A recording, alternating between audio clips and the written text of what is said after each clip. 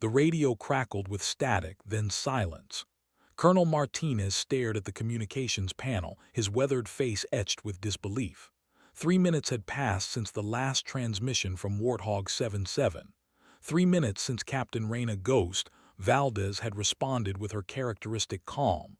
"Copy that, tower. Going silent. See you on the flip side." The forward operating base erupted in controlled chaos. Radar technicians hunched over green glowing screens, their fingers dancing across keyboards as they searched for any electronic signature. The massive hangar doors remained open, revealing nothing but empty desert sky stretching endlessly toward the horizon. Someone muttered a prayer in Spanish. Another officer checked his watch for the fourth time in 30 seconds. "Sir, we've got multiple SAM sites painting the area," reported Lieutenant Hayes, his voice tight with tension. "AAA coverage is thick as molasses. No way anything's getting through that soup without getting lit up." Martinez knew the mathematics of aerial combat better than most. He'd lost good pilots before, friends who'd vanished into hostile airspace, their fate sealed by a single miscalculation or stroke of bad luck. The A-10 Thunderbolt II, despite its legendary durability, wasn't invincible. Even the mighty Warthog could be brought down by concentrated surface-to-air fire. "What's her fuel status?" Martinez asked, though he already knew the answer would be grim. "She's been airborne for 2 hours and 18 minutes, sir, with combat maneuvering and the external load she was carrying." The communications officer hesitated. "Maybe 20 minutes of flight time remaining max." The mission had been straightforward, at least on paper. Intelligence reports indicated a high-value target had taken refuge in a fortified compound 12 clicks northeast of their position. Enemy forces had been reinforcing the location throughout the night, transforming what should have been a quick surgical strike into something resembling a hornet's nest. Ghost had volunteered for the mission despite the escalating threat assessment, insisting her experience with close air support made her the logical choice. That was vintage Reyna Valdez, never one to back down from impossible odds, never willing to let someone else take the heat. Her colleagues had learned to respect that stubborn streak, even when it worried them senseless. Martinez picked up his coffee mug, realized his hands were shaking, and set it down again. Command protocol dictated that aircraft failing to establish contact after 6 minutes of radio silence be presumed lost in action. The paperwork was already being prepared. Soon, he'd have to make that announcement to the squadron, tell them that one of their own had paid the ultimate price. The desert wind howled through the hangar, carrying with it the scent of aviation fuel and sand. Somewhere in that vast expanse of hostile territory, Ghost was either fighting for her life or already gone. Then, through the static, came a voice that made everyone freeze. 26 months earlier, Captain Reyna Valdez had been the squadron's newest addition and its most scrutinized pilot. Not because she lacked qualifications, her flight records were impeccable, but because she'd arrived with baggage that followed her like a persistent shadow. The previous assignment had ended badly. Rumors swirled through the ready room like smoke. Friendly fire incident, pilot error, cover-up. Nobody spoke about it directly, but everyone knew. "Fresh meat," muttered Captain Diesel Morrison as he watched her walk across the tarmac toward the A-10 that would become her responsibility. The aircraft sat squat and menacing, its titanium bathtub cockpit gleaming in the harsh desert sun. Twin General Electric turbofans mounted high on the fuselage gave it an ungainly appearance that belied its lethal capabilities. Reyna ran her hand along the aircraft's nose, feeling the smooth composite material beneath her palm. The previous pilot had named it Desert Angel, though the artwork had been painted over per regulations. She preferred her aircraft anonymous anyway, less attachment, cleaner separation between machine and operator. "You planning to fly that thing or just pet it all day?" Diesel called out, his voice carrying the particular brand of condescension reserved for newcomers who hadn't yet proven themselves in combat. She turned toward him, her expression neutral, just getting acquainted, This bird and I are going to be spending a lot of time together. If you last that long, he replied, then walked away before she could respond. The first few weeks established a pattern. Raina flew her missions with methodical precision, never taking unnecessary risks, never pushing the envelope without cause. Her communications were crisp and professional. Her aircraft returned to base with minimal battle damage. By every measurable standard, she was performing exactly as expected. Yet something indefinable separated her from the rest of the squadron. She ate meals alone, studied technical manuals during off hours, and declined invitations to join the others at the makeshift bar they'd constructed behind the maintenance hangar. The isolation wasn't hostile. She was polite, even helpful when asked direct questions, but it was absolute. "She's got that thousand-yard stare," observed Lieutenant Noodles Patterson during one of their informal debriefings. "Like she's seeing something the rest of us ain't." Colonel Martinez had noticed it too. Something in the way she prepared for missions, the careful ritual of checking and rechecking equipment that suggested previous experience with catastrophic failure. He'd seen similar behavior in pilots who'd survived situations that should have killed them, who'd learned that survival often depended on obsessive attention to details others might consider trivial. The breakthrough came during her 6th week on station. Intelligence had identified a convoy moving through a narrow canyon, carrying supplies to insurgent forces operating in the northern sector. 3 aircraft were assigned to the interdiction mission, Ghost as primary, with Diesel and Noodles providing overwatch and backup firepower. The approach looked textbook perfect until the canyon revealed its secret. Ghost's voice cut through the radio chatter with sudden urgency. "Warthog Flight, be advised. I've got multiple heat signatures in those rocks. This isn't a convoy, it's bait." The ambush erupted with devastating precision. Anti-aircraft fire erupted from concealed positions, filling the narrow canyon with deadly tracers and explosive shells. The convoy had been a carefully orchestrated trap, designed to lure coalition aircraft into a kill zone where superior numbers and prepared positions would guarantee success. Most pilots would have broken off immediately, seeking altitude and safety while calling for additional support. Ghost did something different. Her A-10 rolled inverted and dove toward the canyon floor, using the terrain to mask her approach while she identified and prioritized targets. The 30 GAU-8 Avenger cannon beneath her aircraft began its distinctive roar, a sound like fabric tearing, but amplified 1,000-fold. Armor-piercing depleted uranium rounds chewed through enemy positions with surgical precision. "Ghost, what the hell are you doing?" Diesel's voice carried panic and admiration in equal measure. "You're too low, pull up."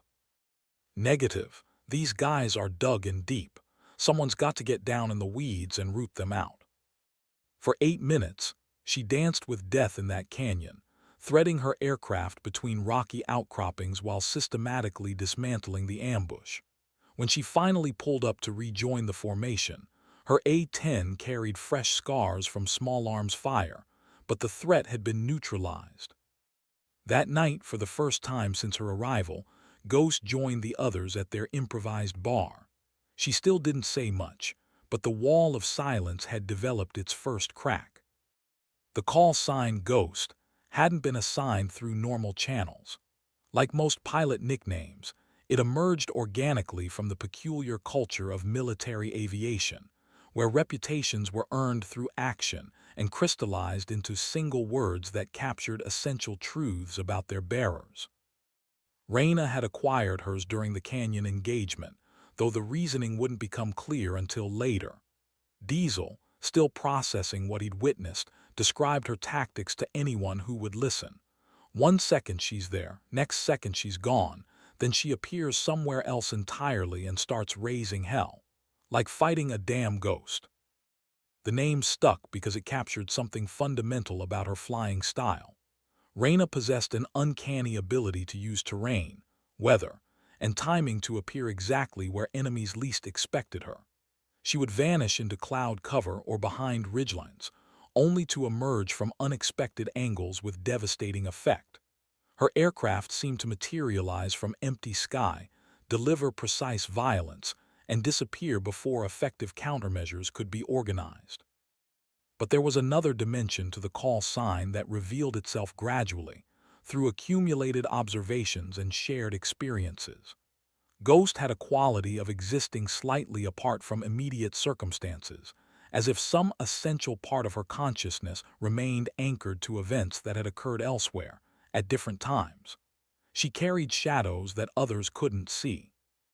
The squadron's unofficial historian, Master Sergeant Books, Washington, eventually pieced together fragments of her background from official records and careful conversation.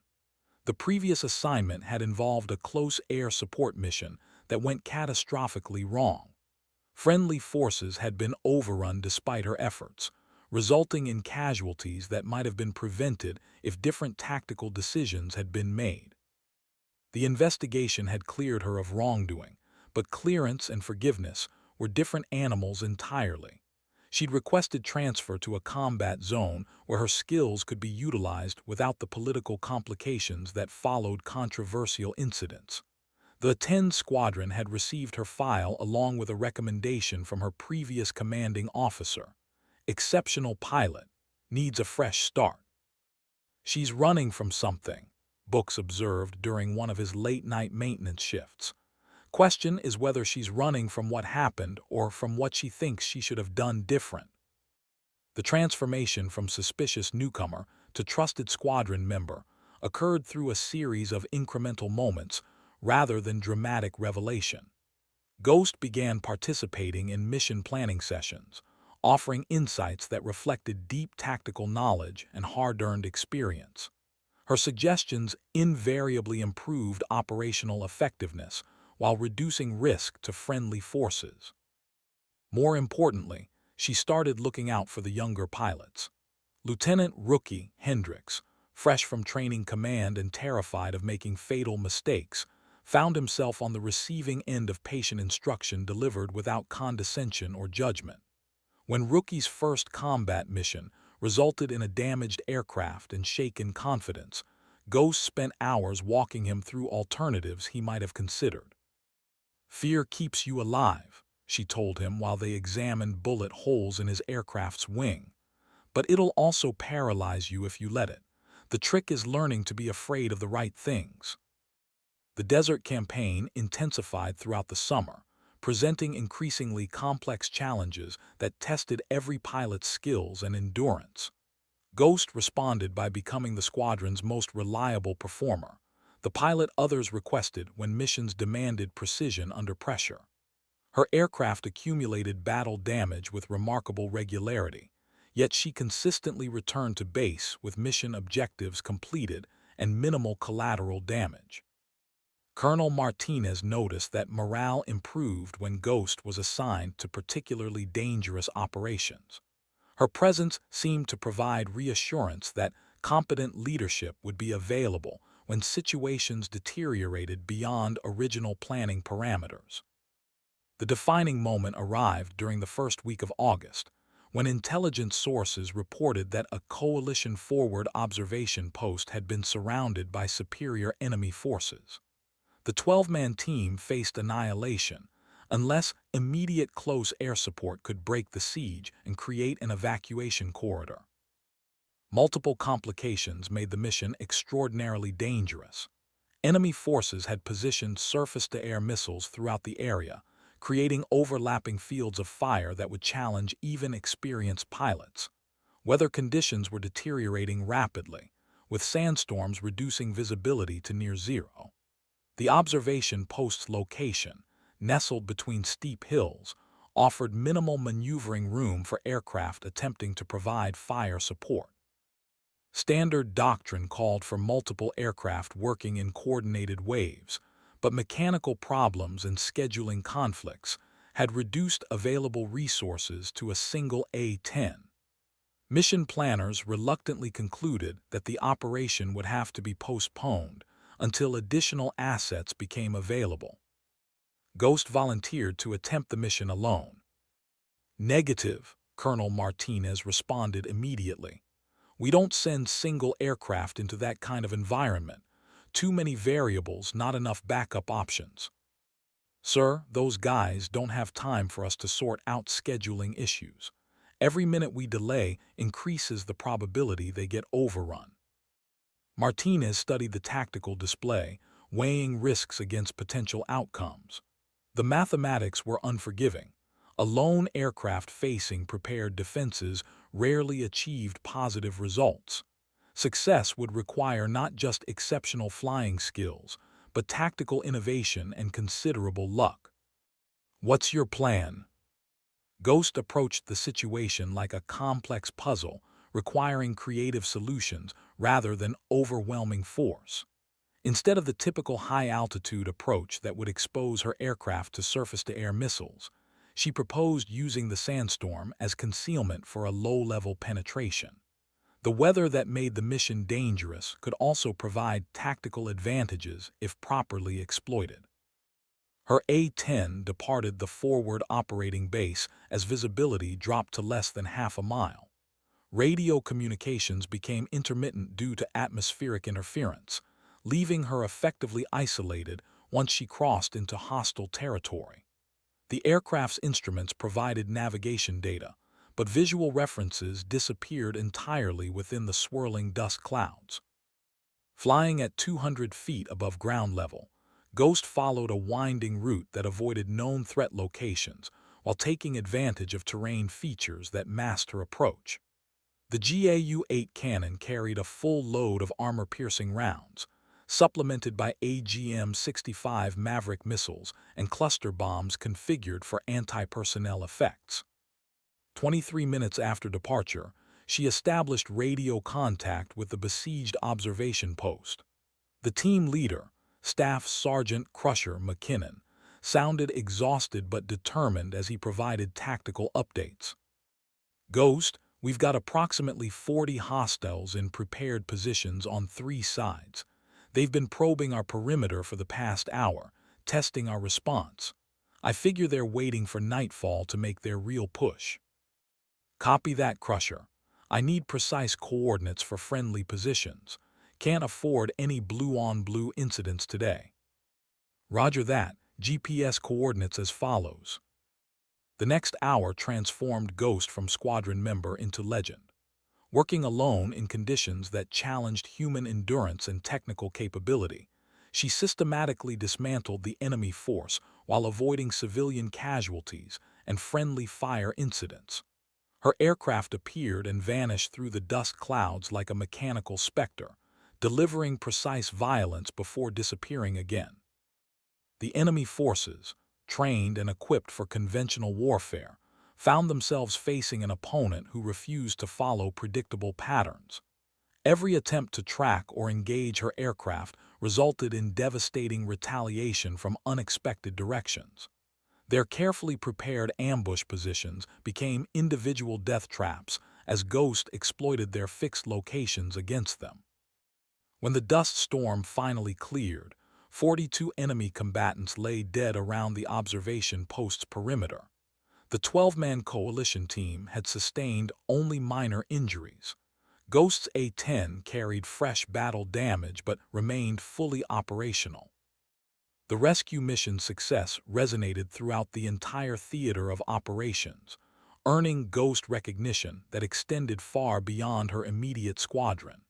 But more importantly for the pilots who flew alongside her, it established her as someone they could trust absolutely when circumstances became desperate. That evening, as maintenance crews repaired damage to her aircraft, Ghost sat alone on the hangar steps, staring at the star-filled desert sky. The isolation that had characterized her early weeks on station had evolved into something different, not withdrawal from her colleagues, but a kind of protective distance that allowed her to carry responsibilities others couldn't bear. Books approached carrying 2 cups of coffee, settling beside her without invitation or conversation. They sat in comfortable silence for several minutes before he spoke. "You know, there's something I've been wondering about." "What's that?" "Your old unit, the one where things went sideways, What really happened there? Ghost accepted the coffee and considered the question carefully. We lost people who shouldn't have died, good soldiers who trusted me to keep them safe. And you think coming out here, taking these kinds of risks, somehow balances the books? She didn't answer immediately, but when she did, her voice carried absolute conviction.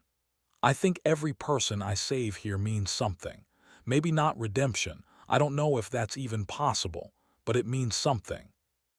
Books nodded understanding.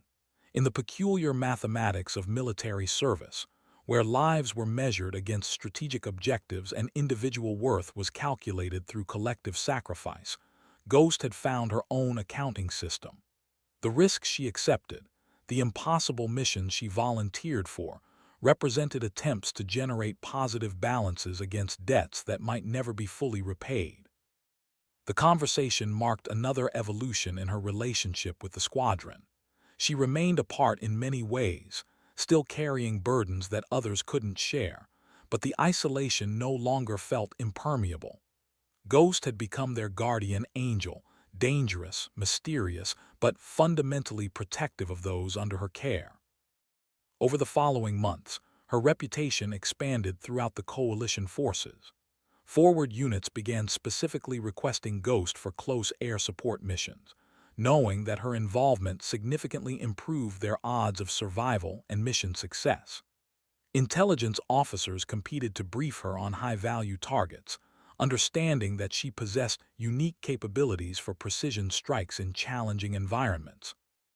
The aircraft that bore the call sign, Desert Angel, began accumulating an impressive collection of mission symbols painted discreetly beneath the cockpit rail.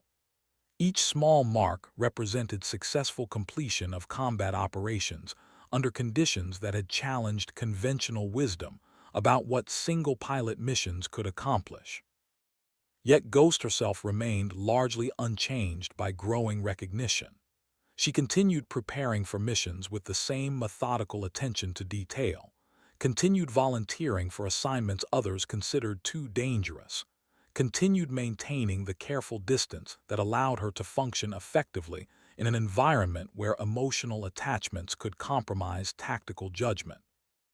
The autumn campaign brought new challenges as enemy forces adapted their tactics to counter coalition air superiority. Advanced surface-to-air missile systems began appearing with increasing frequency, forcing pilots to develop innovative approaches for penetrating heavily defended airspace. The easy victories of the summer became complex operations requiring careful planning and flawless execution. Ghost thrived in this evolving environment, her natural caution and tactical creativity perfectly suited for missions where single mistakes could prove fatal. While other pilots struggled to adapt to increased threat levels, she seemed to anticipate enemy innovations and develop countermeasures before they became critical problems. Her influence extended beyond individual missions to broader tactical doctrine. Ghost began participating in planning sessions at the wing level, sharing insights that influenced how coalition forces approached close air support operations throughout the theater. Her recommendations consistently emphasized minimizing risk to ground forces while maximizing effectiveness against high-value targets. The transformation from squadron outcast to respected combat leader had occurred so gradually that many pilots couldn't identify specific moments when their perceptions changed. Ghost had simply proven, through accumulated actions rather than dramatic gestures, that she could be trusted with their lives and the lives of those they were sworn to protect. Winter brought the mission that would define her legacy, though none of them knew it at the time. The intelligence briefing had been routine. Enemy forces were massing for what appeared to be a coordinated assault on coalition supply lines.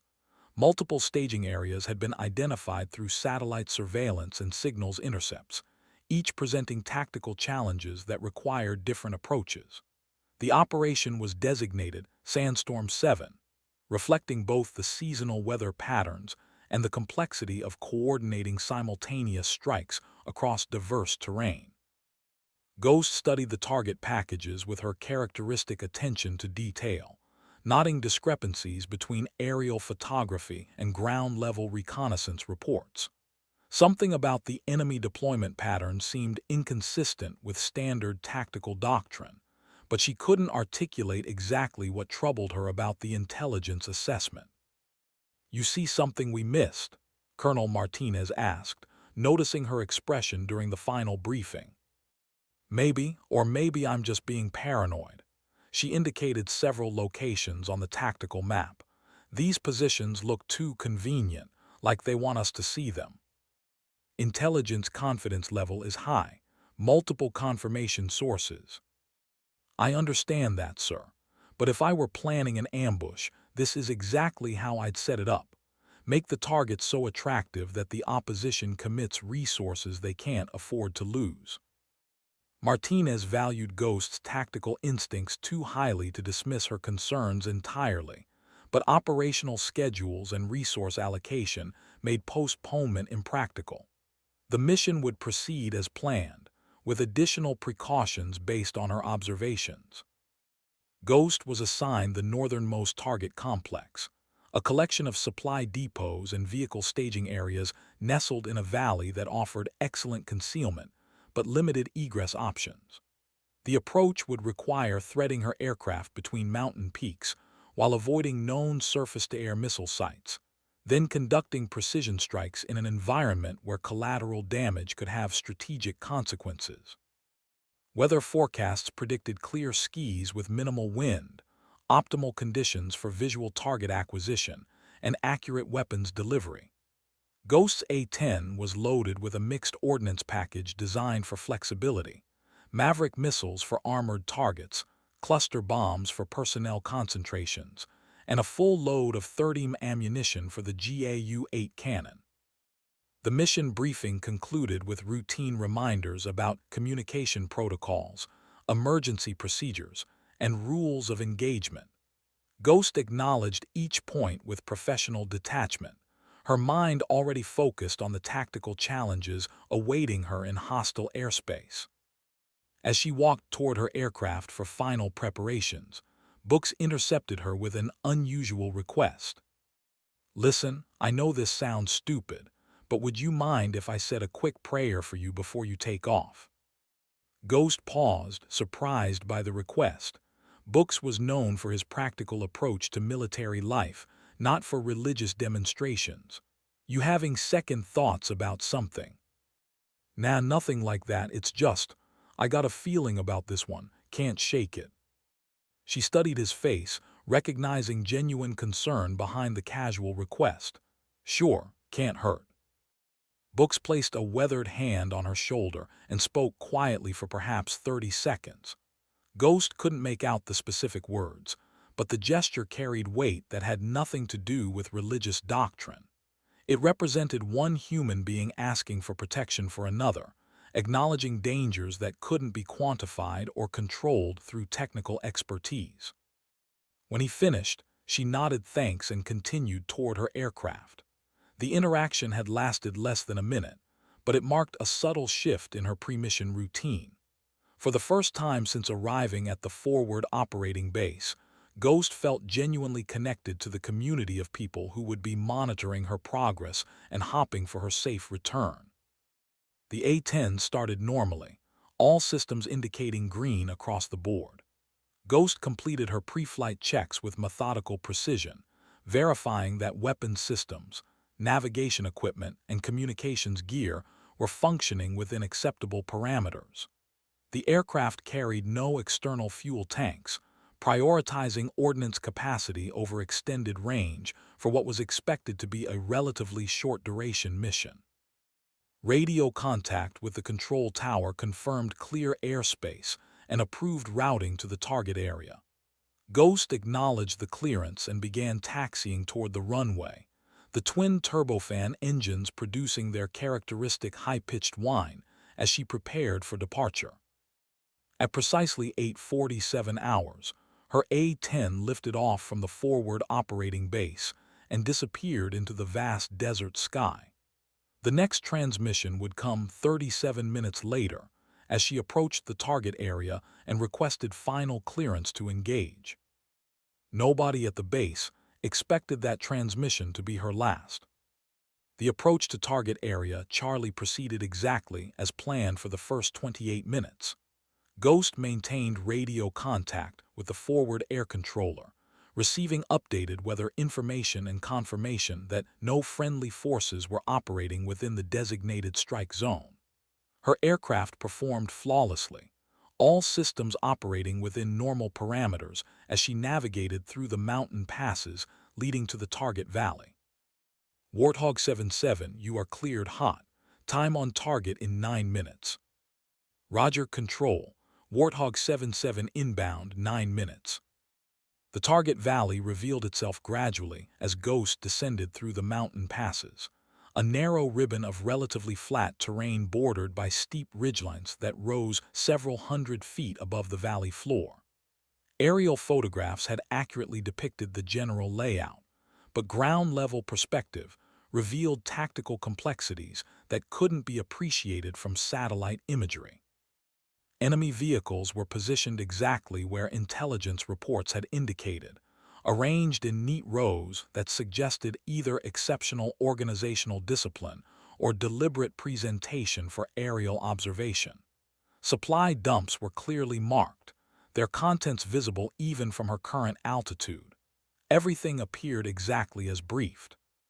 Too exactly. Ghost's tactical instincts, honed through months of combat operations, began registering subtle inconsistencies that her conscious mind hadn't yet processed.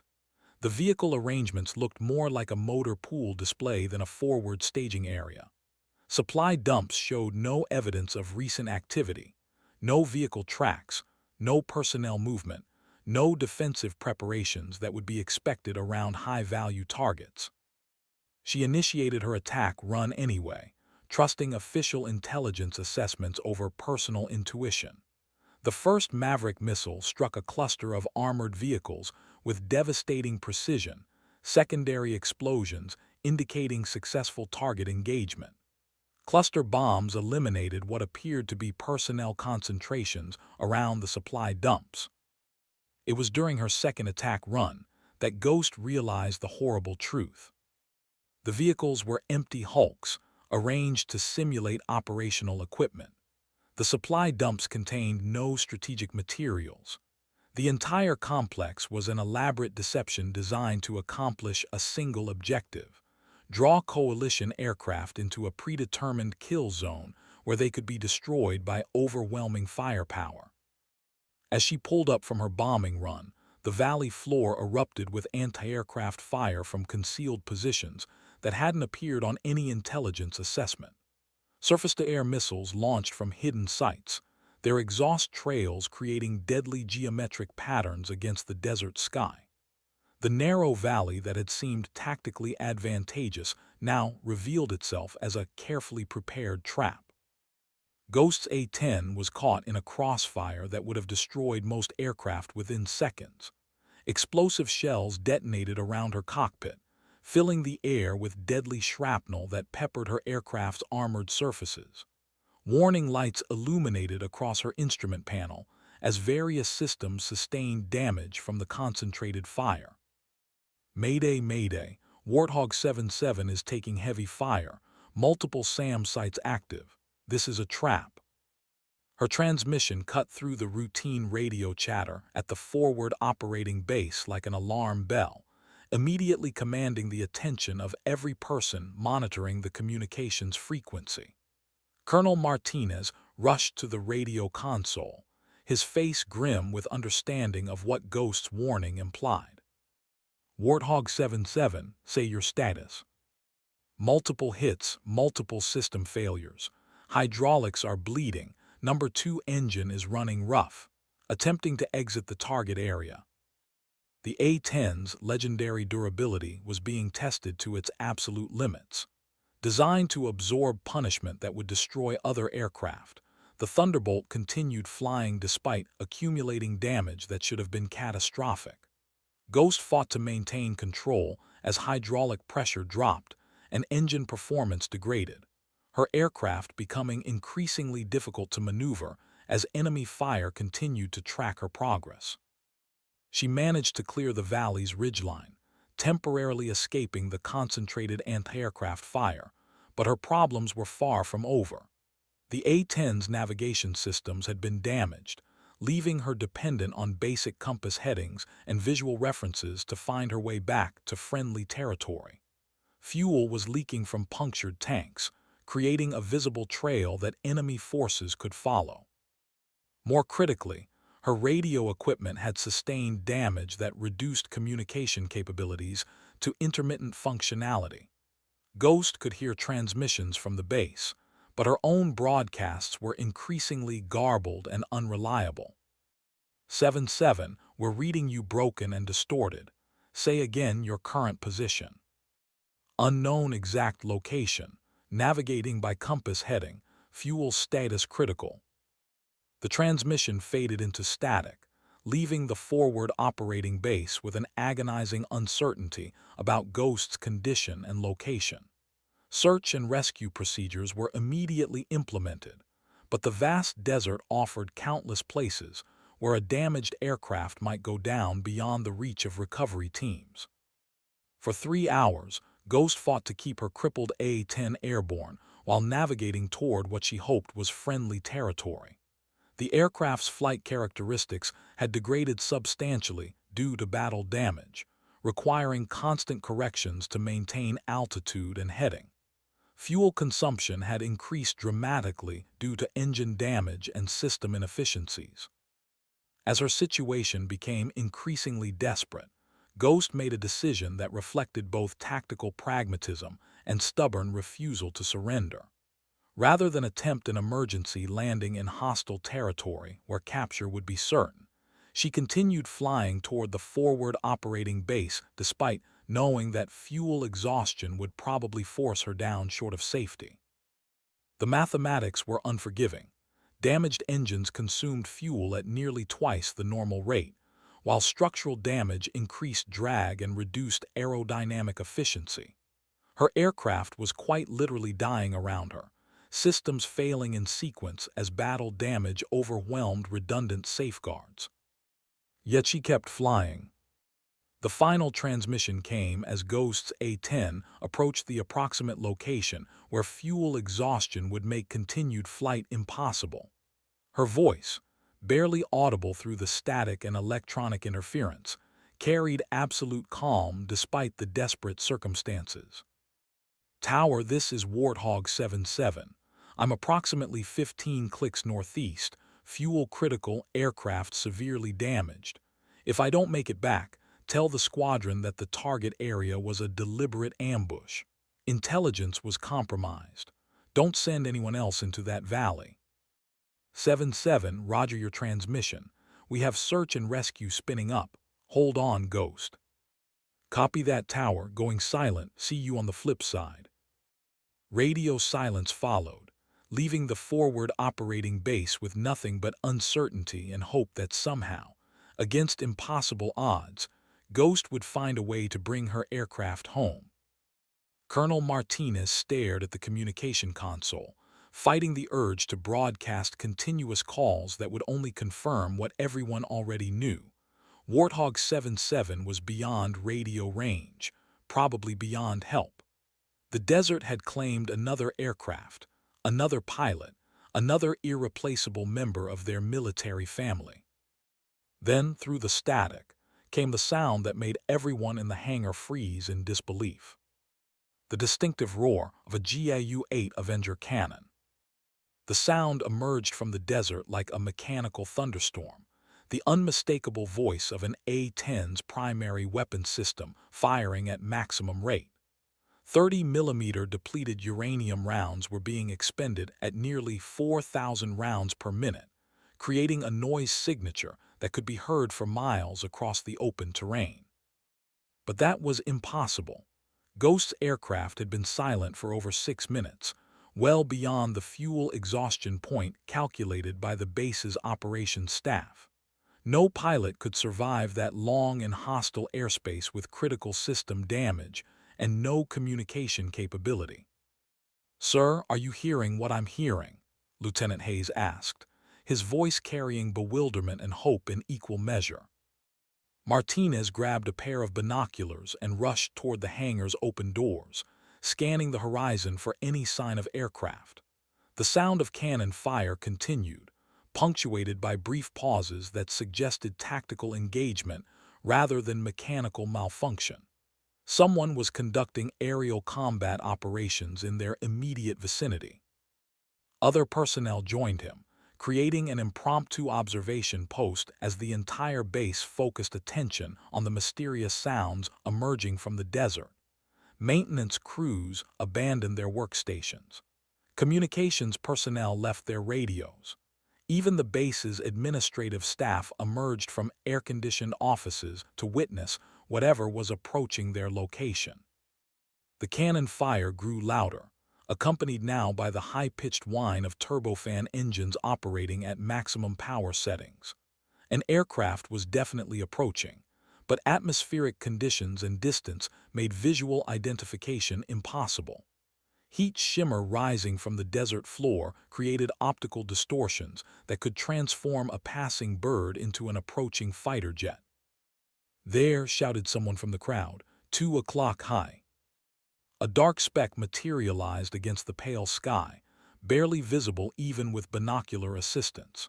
The aircraft appeared to be trailing smoke or vapor, suggesting either engine damage or external fuel tanks venting their contents. Its flight path seemed erratic, altitude varying, as if the pilot was struggling to maintain control.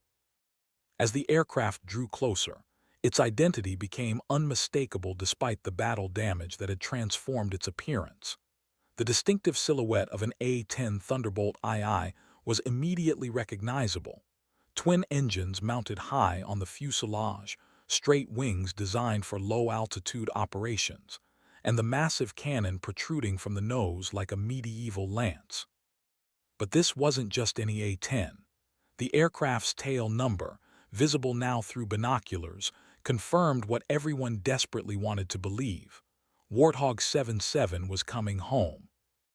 Ghost's aircraft looked like it had flown through hell and decided to come back for seconds. The starboard wing showed evidence of multiple missile near misses, its surface peppered with shrapnel holes that somehow hadn't compromised structural integrity. Both engines were trailing thin streams of smoke, indicating internal damage that should have resulted in catastrophic failure. The vertical stabilizer bore scars from anti-aircraft fire that had missed vital control surfaces by inches.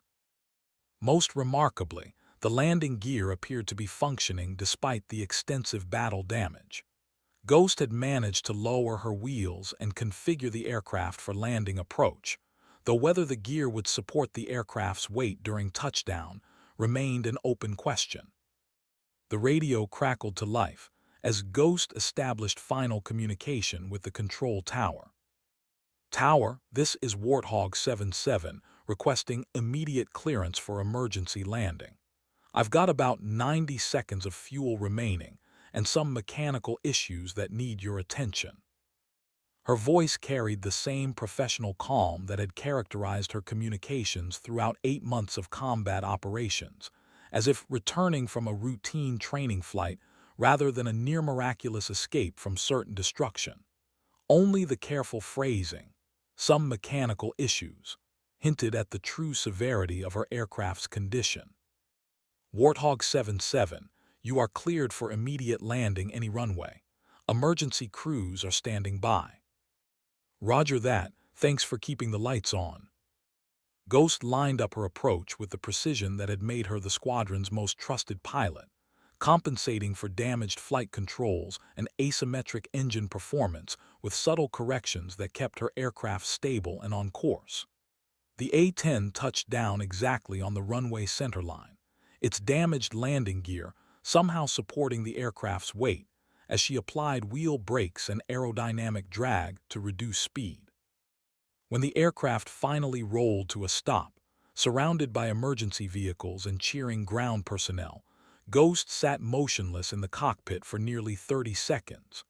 The silence that followed engine shutdown seemed profound after hours of mechanical noise, combat stress, and radio communications that had kept her connected to the human world.